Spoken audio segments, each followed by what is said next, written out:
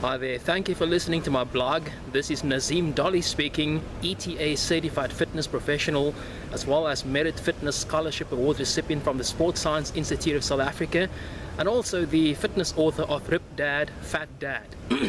Now, in today's blog, I'm not going to keep this one very long. It's going to be fairly short. It's going to be about 10 minutes or so. I'm going to be continuing on the main reasons why people do not attain their fitness goals.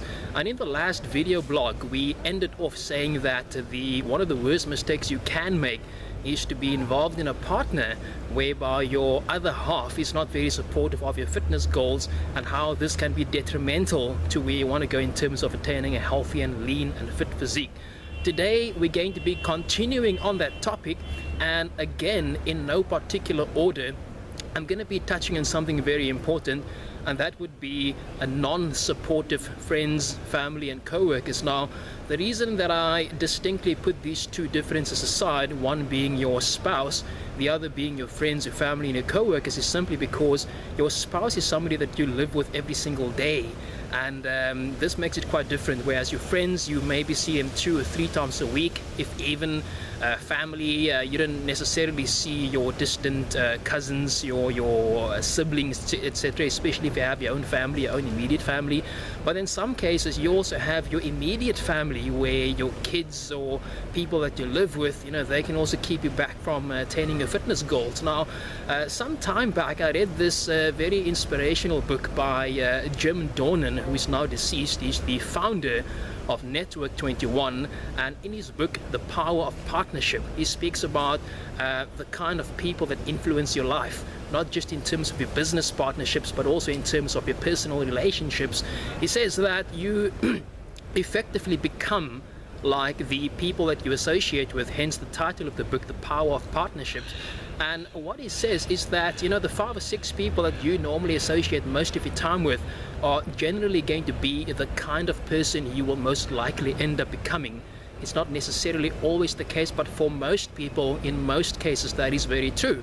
So that means that in terms of your support that you receive from your friends, your family and your co-workers, if they are people that are not very supportive of your fitness goals, your fitness habits, your lifestyle, etc., then it'll probably not have a very good effect on you, in a sense that they're not going to be able to push you, they're not going to be able to motivate you, they're not going to be able to inspire you to go the distance. So of course, it could work the other way around as well. And if you are very adamant, if you are self-motivated, if you are driven, if you are determined to succeed, you could then become the catalyst for them to start changing their lifestyle. But for the most part, you'll find that champions hang out with champions, and that is why oftentimes in the gym I see that if there are people that are consistently attaining good results, if there are people that are consistently winning shows, or not necessarily winning shows, but they're always in good shape, then 9 out of 10 times you'll find that the people they hang out with are people that eat correctly, people that work out regularly, people that do the right thing as far as health and lifestyle is concerned. And you'll find that oftentimes, if you have decided recently to start changing your life around, and the friends and the family you associate with, if they're not very supportive, it can become quite difficult for you. And to give you an example, I had a friend recently that decided to change her life around, in that she started eating healthy again. She started going to the gym after a 2 or 3 year layoff, and just as she was about to leave, a friend called saying, "Hey, listen, we're going to this party tonight, and there's going to be all kinds of cocktails and beers and all kinds of bad food." And she was so tempted to take it up, and she eventually gave in because of peer pressure. And it's going to be a difficult one, but as I always say, the best things in life are not always the easiest, and if it was easy, then everybody else would have it. So it's essential for you to have a strong, emotionally supportive group that's going to support you in your endeavors to attain the elite ranks of health and fitness. So be careful of the kind of friendships that you make, the kind of people you hang out with. With a change of lifestyle goes a change in attitude and a change in friendships as well. And don't be afraid to make that change. Let go of people that's not supporting you in your goals, and I'm sure that your results will be changing for the better as well. The next point I want to make is great expectations and expecting too much too soon. Now, oftentimes we decide to make a change. We want to start eating healthy. We want to start working out 4 or 5 times a week. And oftentimes people make unrealistic expectations. They expect to lose 10 to 20 kilograms in only 2 or 3 weeks time. They expect to build 5 or 10 kilos of muscles in just a couple of weeks time. You just can't do it. As the old saying goes, that Rome was not built in a day. You cannot expect major results in just a few weeks of training. It's really a lifestyle change that you will have to submit to and succumb to.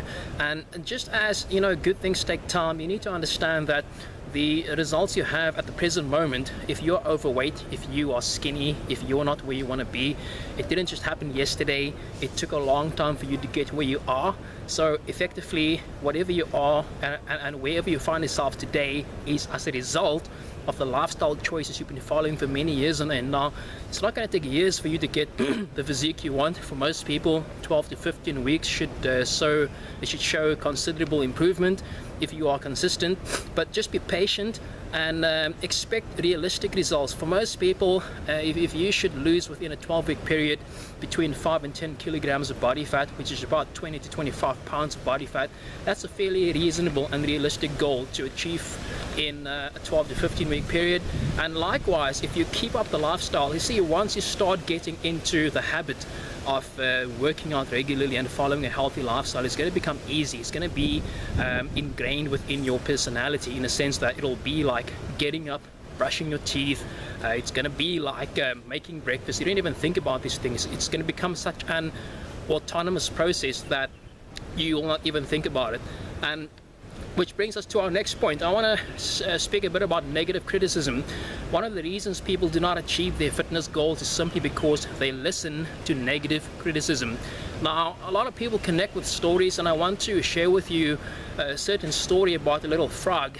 Now, this particular frog, you know, they were crossing this river and the current was extremely strong, and all the frogs kind of made a bit of a frog chain, if you may, whereby the one held on to the other. And so the frogs crossed the river one by one, and making sure that by holding on to the next frog, the current wouldn't sweep them away. And when it came to the turn of the weakest frog, the current was so strong that it pulled him down the river. And he saw all these frogs on the riverbank standing up there, you know, shouting things, and he couldn't quite hear because the current was so strong, and all he could hear was the water passing by. And they were jumping up and down, screaming something, and you know, they were actually shouting to him that he should give up because he's only prolonging his suffering. And in spite of saying to him, you know, give up, you're not going to make it, and you're only going to delay the inevitable, and you're going to drown a very painful and sordid death, he actually managed to swim across to the other side. And when he got to the other side, they were so stunned, they were so amazed that they actually asked him, you know, what was it? We actually told you to give up, that you're not going to make it, and somehow you got the strength from some divine power. What was it, a miracle or something? And he says, no, actually, I was deaf, you know, in both my ears, and I couldn't hear you guys so well, and I thought you guys were encouraging me. So the lesson you can take here was that sometimes you just need to be deaf to the negative criticism. Okay, if this little frog had to actually have the gift of hearing, if he was able to actually hear what the other frogs were saying, he would have not had the same inspiration or the same enthusiasm as a frog that was told to actually think that he could make it. And in this case, fortunately for him, he was deaf. He couldn't hear what they were saying. He couldn't listen to the negative criticism. Instead, he thought that they were encouraging him, and therefore it gave him the strength to go on. So don't listen to negative criticism. Never ever listen to somebody that says you cannot do it, because oftentimes, and as sad as it is, you're going to be the person that is going to try to change your life around, and then suddenly somebody's going to say, oh, you're so fat, you know, what makes you think you can do it? And even if you can, it's not going to be you. Don't listen to it, because they're not going to live your life for you. Okay, a lot of people like to bring you down simply because they can do it. And when somebody says you can do it, what they're in fact saying is that they can do it. Okay, and that brings us to our next point. You know, probably one of the worst things that people can do is not asking for help. If you don't know what to do, just just ask for help. You know, go up to a professional, pay a personal trainer for a few sessions and gain some valuable insight. But don't be the person that's going to sit back and say, I don't know what to do. It's quite okay to not know what to do. We cannot all be perfect in every single thing. At some point, in some sphere of life, you're going to need to ask for help, and that is why there are consultancies out there. That is why if you have a legal case, you hire a lawyer. If you have a medical problem, you go to a medical doctor. If you want to build a house, or if you want to build a building, you outsource an engineer or an architect. So there's absolutely nothing wrong in asking for help. Okay, consult the latest fitness calendars, consult the latest fitness online resources on the internet. Come to people like myself. You'll be amazed that people are actually willing to help you. And if anything, if somebody comes to me asking for help, I will take my hat off that this person actually had the tenacity and the courage to come and ask me, what is it that I need to do? And I just want to wrap up and say that, you know, there's all kinds of reasons out there why people do not attain their fitness goals. And in the next chapter, I'm going to be speaking about the power of sexual transmutation. And not to be confused in any weird way, the power of sexual transmutation simply refers to the ability to take raw sexual energy and transform that into power that you can use to attain not just your fitness goal, but any goal. And just to give you one quick example, the Taj Mahal is a monumental masterpiece, an architectural masterpiece that the ruler of India at the time built in memory of his second wife Mumtaz, and he loved her so much that he wanted to show the world for many generations to come. For generation after generation, he wanted the world to know that he built this monumental masterpiece that would not be rivaled by anyone else ever again. He wanted that monument to be an icon in the ages to follow as to how much he loved her, and this love for his wife Mumtaz inspired him and drove him to the greatness of ingenuity in architecture to build something that no one else would ever be able to repeat. And that is an example of the power of sexual transmutation, when you take the love for something or someone and you drive that passion through to the very end to be able to accomplish something great. But that is something that I will speak about in the next edition of Going the Distance. I want to thank you for listening. Join me again next time on this video blog, and I look forward to hearing again from you. Bye-bye.